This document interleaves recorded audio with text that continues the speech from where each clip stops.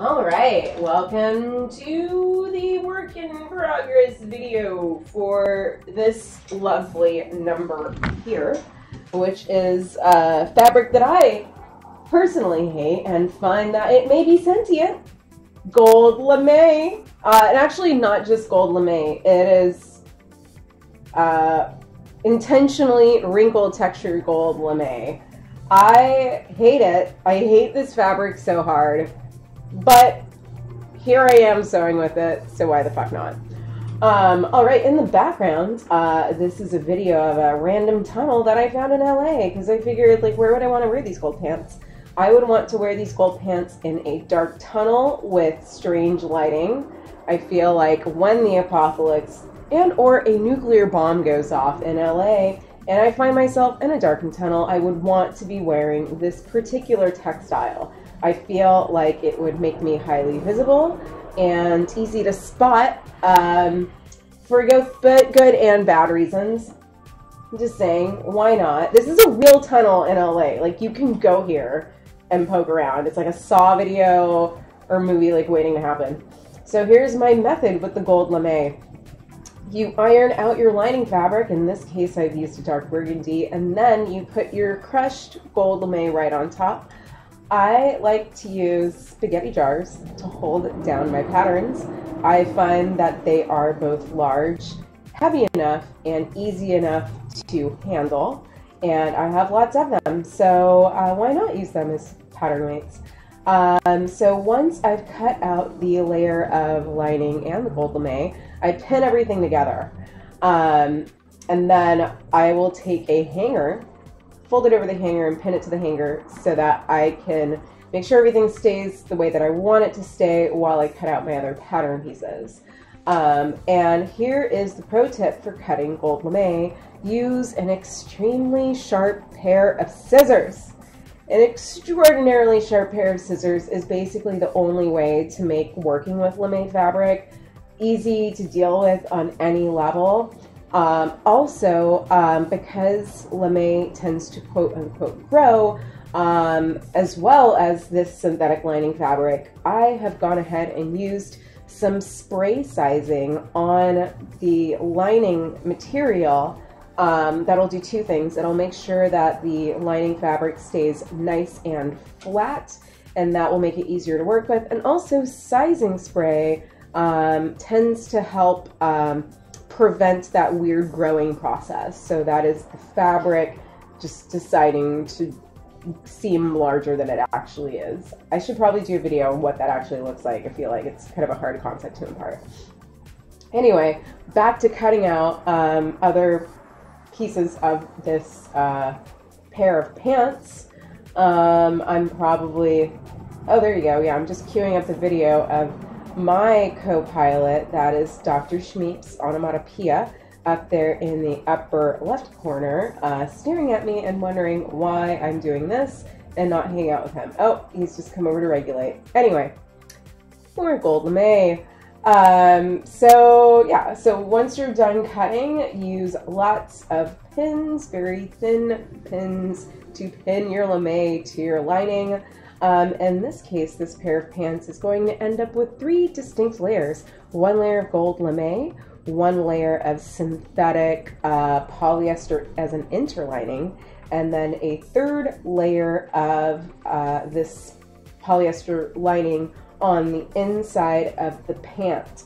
Again, it goes back to gold lame just being an incredibly difficult fabric to work with, and also gold lame is a very thin fabric. So if you don't interline your lame fabric with something opaque of any color, and it's, say, a skirt or a pair of pants, you will be seeing vagina, and that's not necessarily what you want. But if it is what you want, then you can go ahead and skip the interlining, because if that's your mission, go for it. I'm making some bias strips, and I'll be using that later on in the process of putting this pair of pants together. I'm selecting my sewing needles. I've gone with a size 65-9, which is a relatively thin needle, and I use a thinner, sharp needle for this project because I don't want to see any holes, needle holes in my fabric With gold lame and the synthetic lining, if you have a oversized or large needle, it'll do two things. One, you're going to see these very large obvious holes. Two, it's going to cause runs in the material that you can very clearly see. And three, you're going to have really messed up loose stitches, and you'll be like, what's happening here? So lame fabric uses size 65-9 needle. That is sharp, not a ballpoint needle. Use a sharp needle on lame. So here what I'm doing, oh, by the way, I'm stitching along the edges of the layer of each layer of pattern piece. This is going super, super fast, so I'm almost playing catch up here. But you actually want to stay stitch your interlining to your fashion fabric of gold lame when you're working in this way. It makes the pattern pieces much easier to handle when you do that. So you'll actually be stitching each pattern twice, or each pattern piece twice. Once stay stitch at a 3/8 seam allowance, and then the second time is when you actually stitch the pieces together, and then you'll go ahead and obey the 5/8 seam allowance. So I've used a piece of orange tape that I know is perfect for what I need. On the inside of the orange tape, that is your 3/8 inch stay stitch. On the outside border of the orange tape is the 5/8 inch seam allowance. So that's what I'm doing here. Again, you'll want to pin everything together first before you actually start stitching, even though you've stitched together the lining to the inner lining. Just go with the steps, guys. They're good steps. So now that everything is sewn together, I'm just going to take my iron. I'm only going to iron along the seam allowance with these pants. And the reason for that is I don't actually want to iron out that wrinkle texture that the gold lame fabric has. I actually really want to keep that crinkled texture. Just because it's wrinkled doesn't mean it's impossible to iron them out.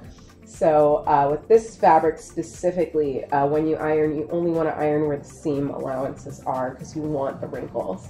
So yeah, so this is how you put together pants. I put together the front two pieces, then the back two pieces, and now I am sewing in the inseam first. Whenever you make pants, if they're 4-part pants, 4-part meaning 2 pieces for the front, 2 pieces for the back, you want to stitch together the front and then the back and then the inseam first before you stitch together the outseam, or that seam that runs from the outside side hip to the ankle. 2 reasons. Better way to fit, and if you do need to make alterations, more likely than not the alterations that you make are going to be along that outseam. This pair of pants, I may not be doing a flat felled seam, but with most pairs of pants and jeans, you do want to have a flat felled seam running along the inseam. It gives your pants better shape, and it is vastly more comfortable on the inside of your legs. So yeah, so now I'm stitching together the outer seam, and here we go sewing. Okay, so I'm actually not done with these pants, but I figured why not make a work in progress video, because that sounds like a cool idea. Yeah, join me on FashionMadeLive and learn to sew and work with obnoxious fabrics like gold lame. I'm happy to help. Yay! By the way, if you don't like this commentary, this is not the video for you.